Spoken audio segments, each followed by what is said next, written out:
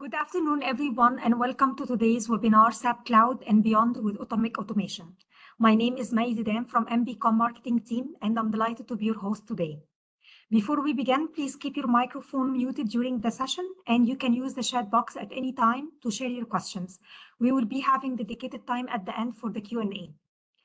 It's my pleasure to introduce our speaker today, Mike Halliday, a pre-sales solution engineer at Broadcom. Mike has cross-domain expertise in DevOps and automation, especially Automic Automation, and he will walk us through today's topic. Welcome, Mike. Thank you for that warm introduction. So I'll get started with the presentation. Just checking you can see my screen, yeah?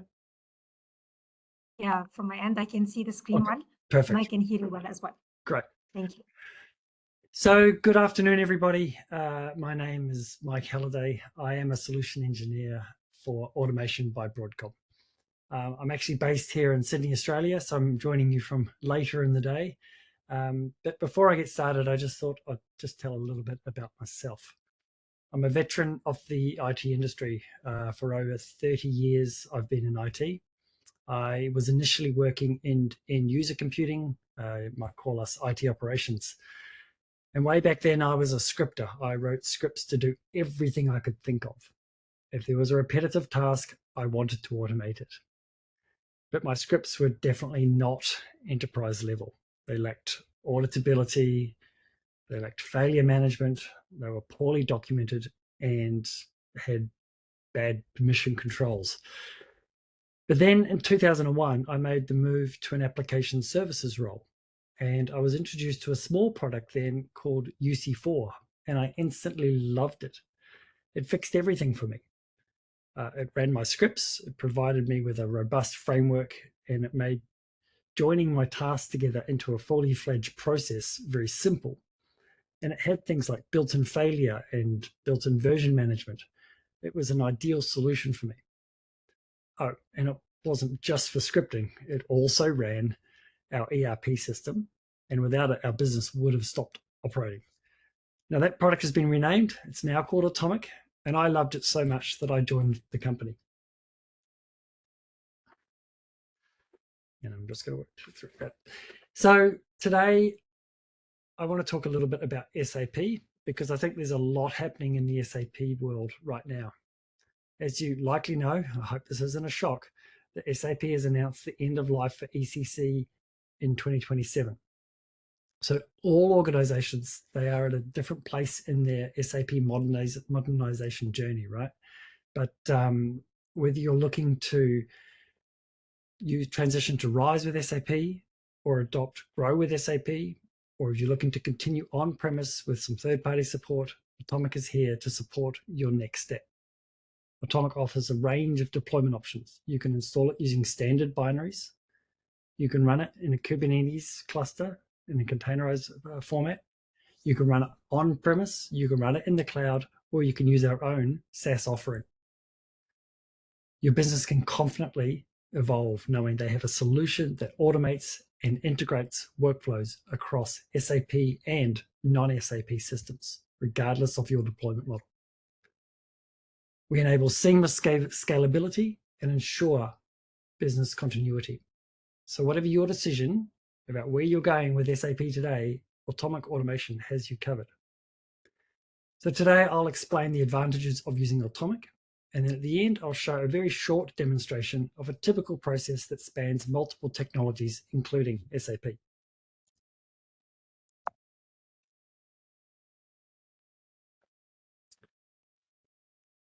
So we provide an automation platform, but I prefer to think of Automic more like an integration platform. It will connect all of your systems to make clear, visible business processes. For SAP, we provide end-to-end integration.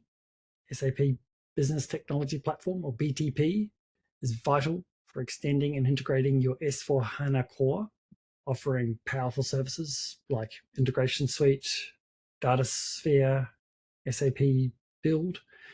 And these tools are excellent at their specific tasks. And we don't want to replace this. We want to complement it.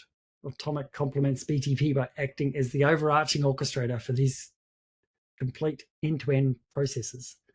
So whether you're using order to cash, hire to retire, procure to pay, record to report, IBP, it doesn't matter to us what you're using. Our solution offers ability to integrate to all of these and some clear advantages. Also, SAP has a clean core strategy that's become a central pillar for organizations migrating to S4HANA. It keeps your core SAP system free from heavy customizations and helps you to accelerate your innovation cycle. This will simplify upgrades, it'll reduce technical debt, it'll lower the total cost of ownership. And Automic, I'm pleased to say, is completely compliant with clean core principles. So on here, we've got some things, seamless process automation. So you need fewer resources due to the reduced manual effort, and you get better coordination between the apps using Automic. You have a flexible SAP deployment. So you can support all your SAP deployment options, be they rise with SAP or grow with SAP, and you can have true integration to all your business processes, be they on the cloud or they be on-premise. We also provide an intelligent service level agreement and governance product, which gives you things like predictive SLA management. So being able to tell you that you're going to miss an SLA before you've even reached it. Based on the historical execution data, we can tell whether or not a process is on track. It gives you true observability into your complex processes, including dependency management and finding where all the things are that lead to the overall runtime of your process. It will give you things like trending and analytics to really dig deep into your processes. And of course, we've got process optimization. So things around parallel processing, being able to run multiple tasks at one time and parameterize executions. One of the great things that Automic gives you is it's an object-oriented architecture. It means that you can reuse objects like a job and parameterize them in execution so they behave differently depending on the context that they're running on. And of course, you get enhanced monitoring and everything is in one place. And yes, we are certified with SAP. We are certified with RISE with SAP, completely compliant and signed off from SAP themselves. So with BTP, the Business Technology Platform, you can boost agility, you can gain real-time insights, and realize a range of other benefits. However, critical business processes seldom run only within SAP systems or BTP services. They also weave through a complex hybrid landscape, right? Things like AWS or Azure, Google Cloud Platform for your cloud services. You've got SaaS offerings from something like Salesforce or Workday and others. You might be using data analytics, so tools like Databricks. You might have managed file transfers where you're moving data internally within your business partners and out into the cloud. You probably have legacy systems. You might be running Kubernetes. The complexity and the range that you might have is what we all have to deal with day to day. And you have to manage an ecosystem using, well, can you manage that ecosystem using SAP tools or fragmented scripts? Or are you relying solely on BTP? I think this introduces significant challenges. It'll give you visibility gaps. I think these integrations are brittle and you're going to have manual handoffs. In my opinion, this approach is counter to clean core principles. It ultimately limits the value realized from SAP transformation. So Automic orchestrates how and when BTPs participate in the broader business process by keeping complex cross-system process logic outside of the SAP platform. The supports clean core principles. And this isn't just my opinion. We asked EMA Research to survey customers, and this question was asked, and it showed over 90% of customers say that they would benefit from a more centralized view of automation. And Gartner, the analysts, told us this over a decade ago. They said that companies were creating what they termed islands of automation. The companies were solving their problem one project at a time. And what we see with that was siloed automation, and that the quality was suffering, that visibility was lost, and there wasn't a strategic direction about how to automate. And it made it harder to manage and optimize your critical business processes. So centralizing scheduling provides you a unified approach to monitoring, controlling, and automating workflows, which I think significantly reduces these issues. So organizations such as yourselves need to streamline your processes and enhance efficiency.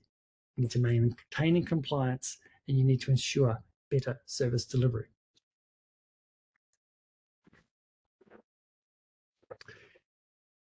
So to be able to improve the results from SAP, you need to improve observability.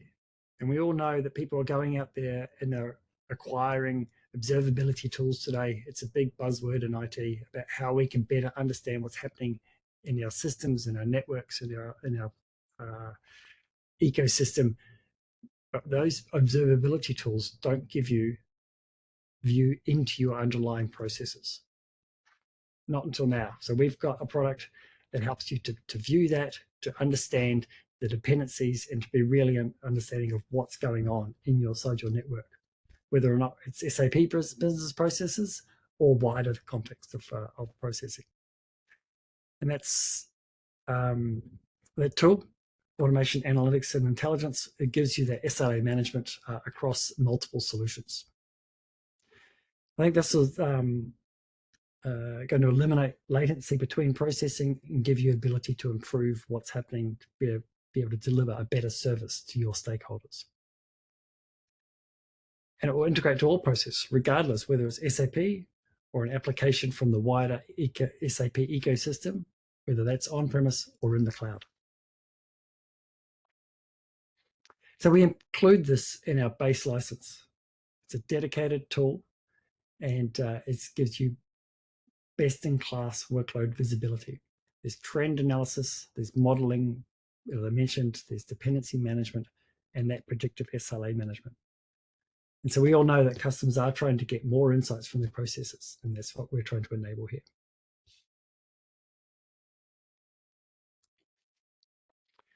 So why Automic? Well, I think it's not just good enough to automate your systems. You need complex dependency management. You need auditability and governance. You need advanced operational control. You need consistent failure management or exception management. You need to remove those islands of automation and separate your business systems and processes. To run different silos creates different outcomes. You need to control, operate, manage, and observe your automation centrally. And I believe you will never fully meet your transformation goals without an orchestration platform like Automic.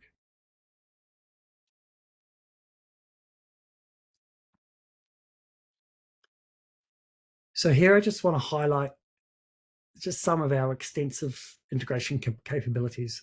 And these are available through our marketplace, freely downloadable. You can use these to extend the power of your automation, of Automic automation, far beyond just this SAP ecosystem, right? So we offer SAP SaaS, we offer Automic SaaS, which enables you to seamlessly integrate into multiple SAP systems. There's a wide variety of non-SAP applications into that single unified framework I mentioned. And I think this ability to run cross-platform ensures very smooth communication, data flow across your entire IT landscape, no matter where your systems reside, either on-premise, the cloud, or hybrid. So these are available out of the box. And to be honest, you can build your own integrations. So we do have a much more extensive library of downloadable integrations, but we actually give you the framework to be able to build your own as well. And many customers, despite these being available, will build them own because they like to have that control. But it gives you a quick implementation for automated workflows across all your processes and without the need for extensive development. The flexibility ensures your automation strategy can evolve in line with your organization's changing needs. And this gives you consistent control across your system. So when you're running a job, you know that it's being run in a consistent manner, no matter who's running it and where it's running from.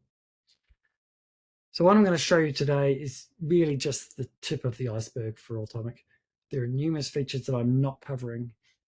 We have, of course, this SAP functionality, but if you are currently using Landscape Manager or Llama from SAP, you probably know that's also being retired. So we have a solution there called SAP System Copy that can help you with that. We have extensive operating system support, so you can run virtually on any operating system, any task you need. We natively support things like PowerShell and Python. We have a built-in managed file transfer as part of the solution. And even now we have some amazing ability to utilize AI within your automation process flows. The list really does go on.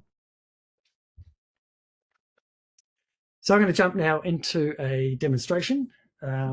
This is going to be a lightweight demonstration of I guess, a very small process, and just highlighting several features that we've got. Let me just jump across to this. And not that one, or that one. That's the one, right. So this is the login to our Automic interface. You'll note that this is a web interface. This is the only way you access it. You don't have to install any clients. You don't have to install, there's no other ways to get in here. So it's a single stop shop. It's Active Directory compliant. And you'll also notice, if you're an SAP person, that we have a similar concept of multiple clients that you can log into in the one system. So they are logically separated.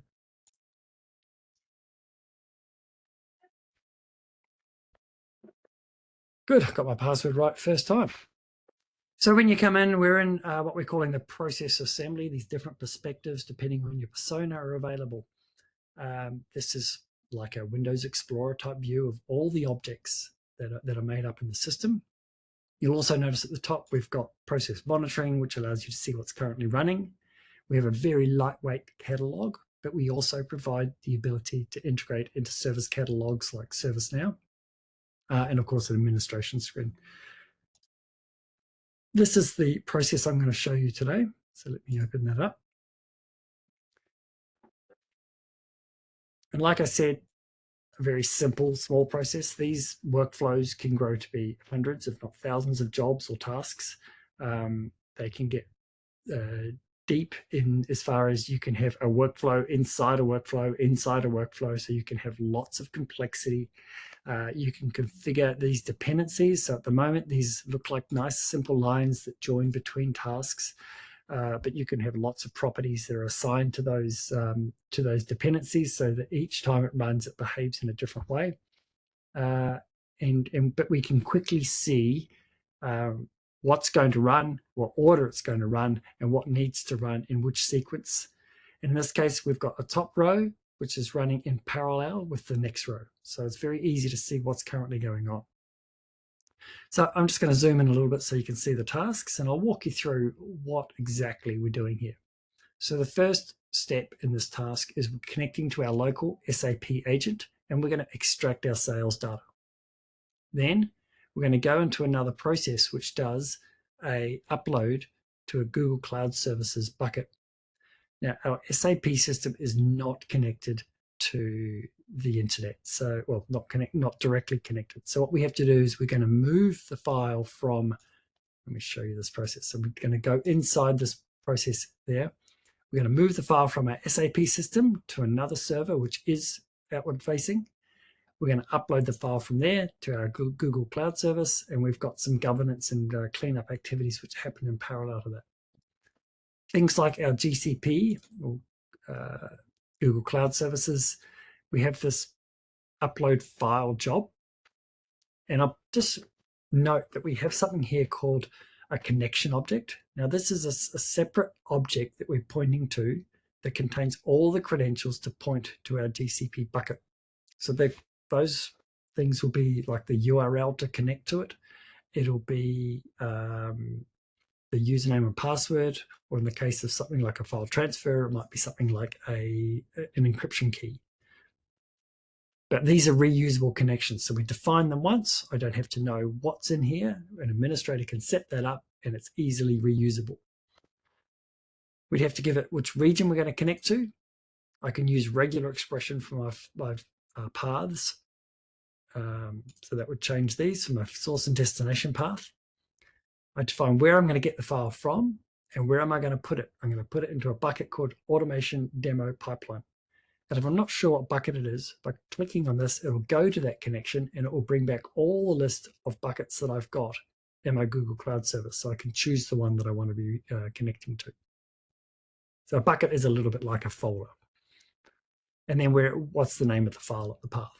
Then I've got other options around overriding, what to do if the file exists, if retry on failure, and so on. So I've got lots of control here, but it's that simple now for me to take a file from one system and to put it into my Google Cloud service. And if you happen to be using AWS and you have an S3, it's exactly the same principle.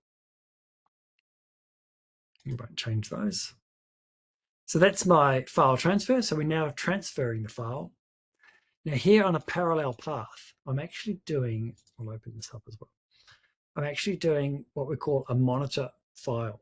So I'm monitoring a file and I'm using the same connection object that I used to upload the file. I'm doing a monitor type of generate. I'm doing a same region, the same bucket as before, and I'm looking for this file name. Now what this has is something called a steady state. And if you're not sure what any of these mean, we can quickly click here on our help. And this will give you context based on the current place I am. So I'm in a monitor job. And when I can have a look at the parameters and it will show me, what does a generate mean? What does my steady state mean? That's checking to see that I have a stable file that it hasn't been written into for at least 60 seconds in this case, so that I know that it's been finished updating and it's ready for use. The help makes it very quick and easy to find everything you need. And again, that's all I have to know about how to monitor a file. Once we know it's there, it'll go on to the next step. And the next step is then to use Airflow. So if you're not familiar with Airflow, it's used extensively for file, for data pipelines.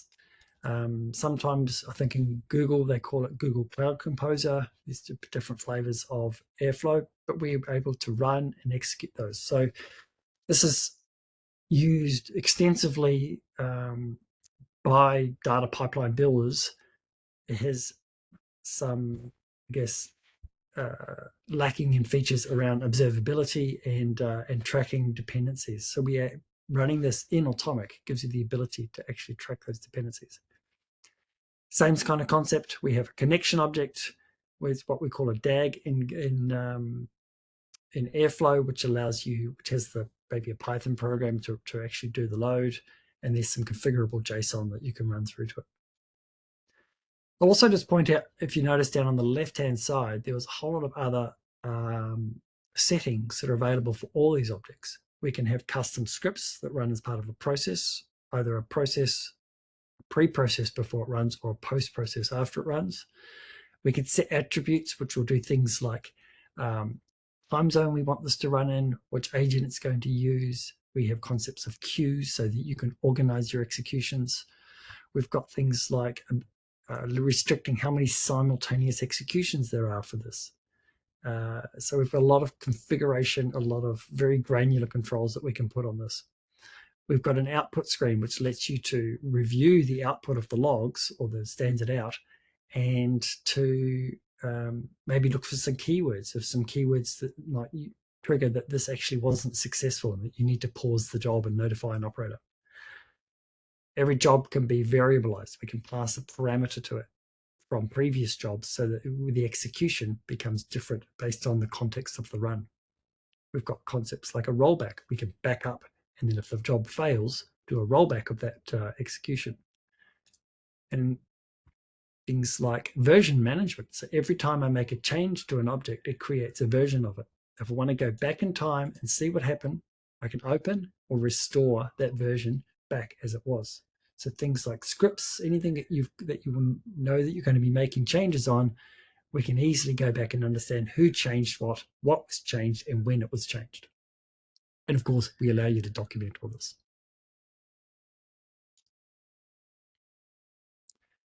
So in parallel, we're running a separate Airflow task. And the next step I want to show you is we're actually going to connect to our BigQuery database. And for this, we're going to connect using, again, a connection object, which defines where we're going to connect. We've got lots of configuration we can apply to this SQL job. And the SQL we're going to run is native SQL that our DBA has provided. Again, this is saved in the system. It's able to be versioned. It's able to be reviewed. We know that it's been verified and signed off and hasn't been tampered with. So every execution is saved.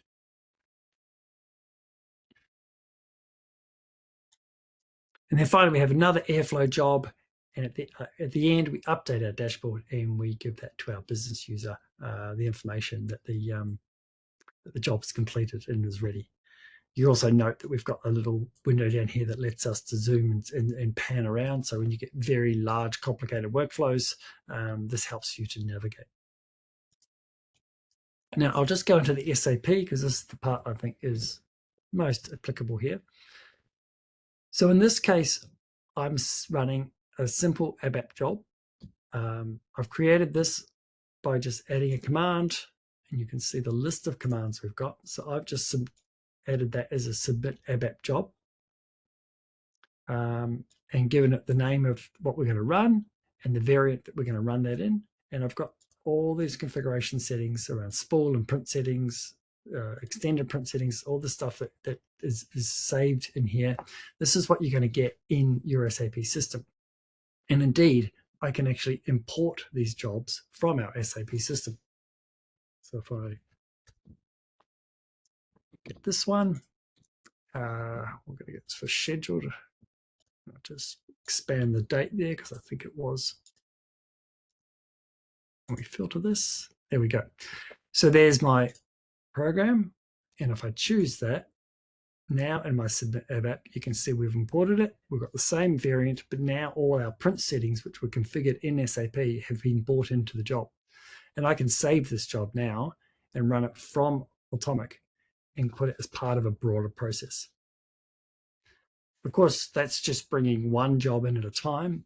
You're probably thinking, I want to bring more.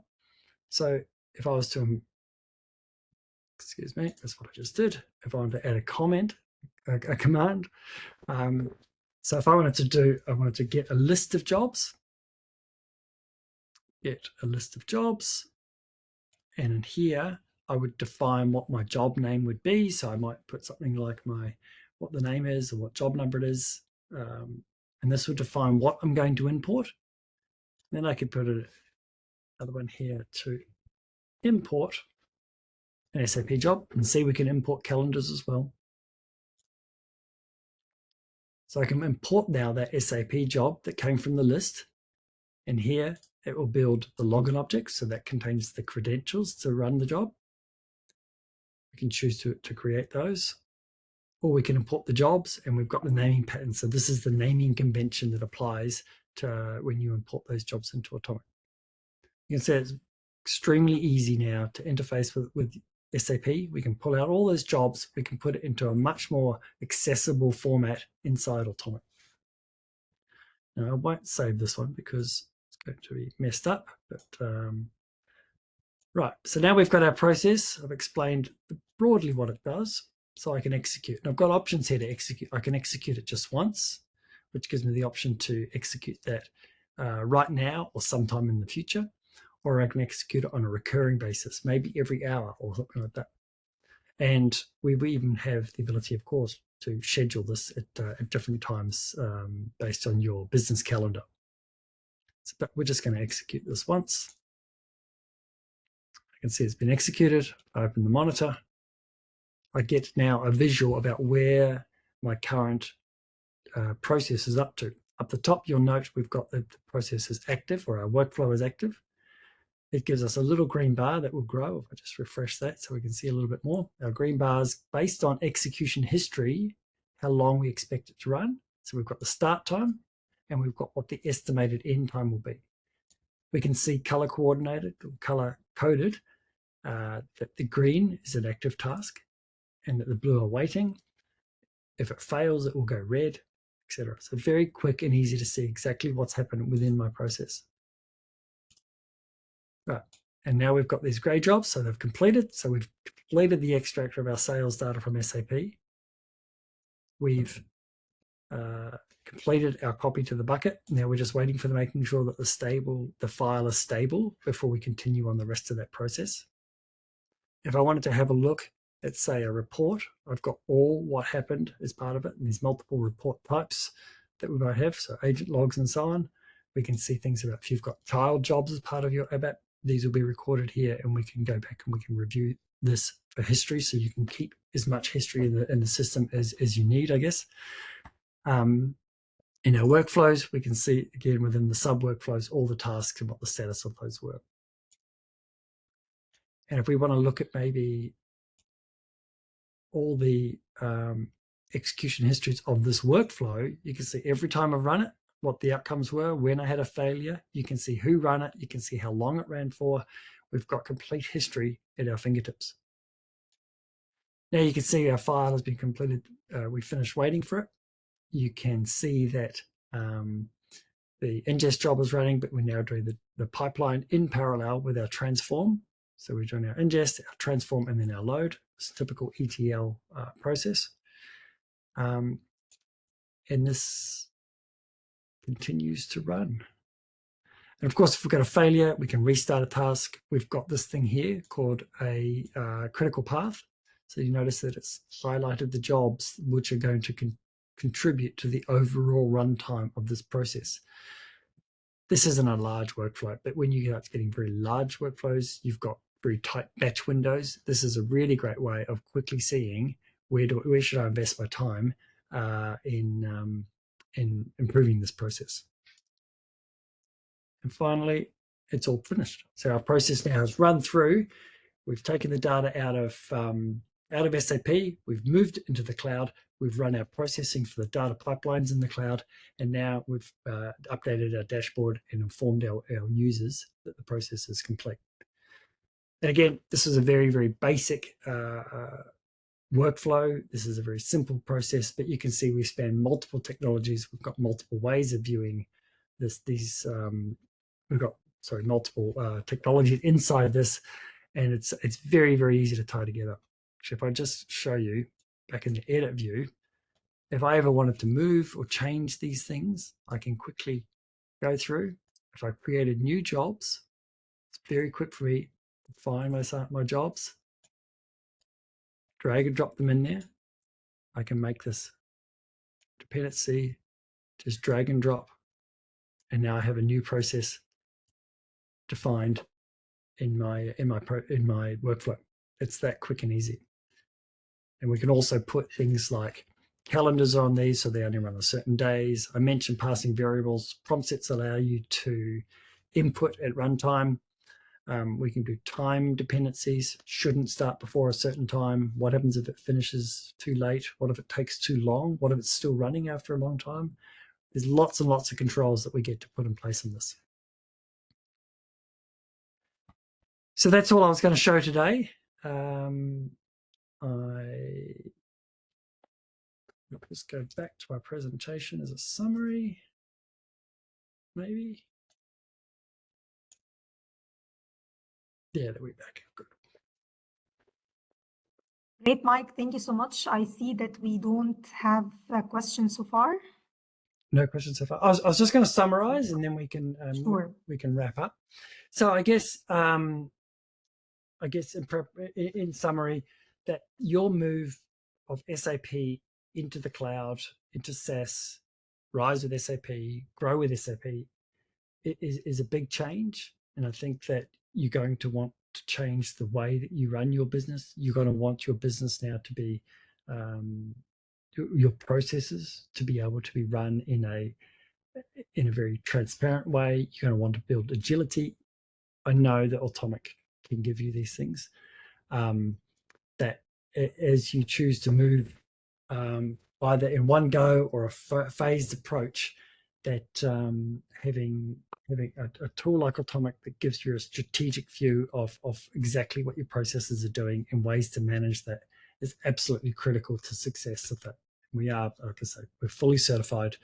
We have extremely strong partners. We have a really great offering as far as the flexibility to install however you need to install based on your architecture. And with that, thank you, and I'll open the floor for any questions.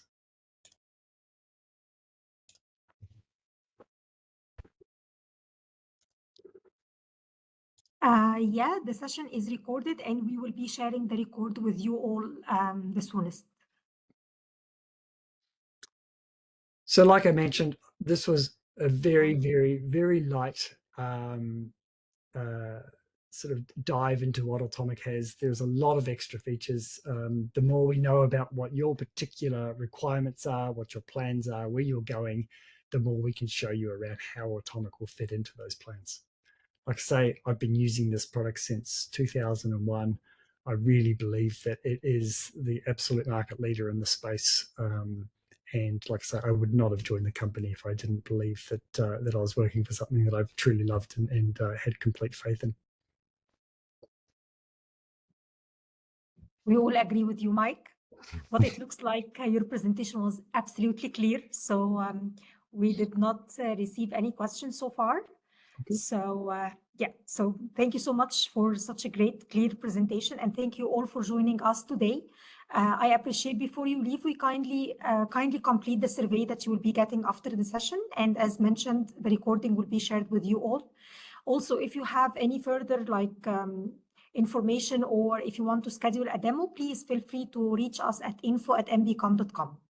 We truly appreciate your time today and we really look forward to welcome you in our next session. Thank you, Mike, again. Thank you, everyone. Have a great day. Take care. Thank you.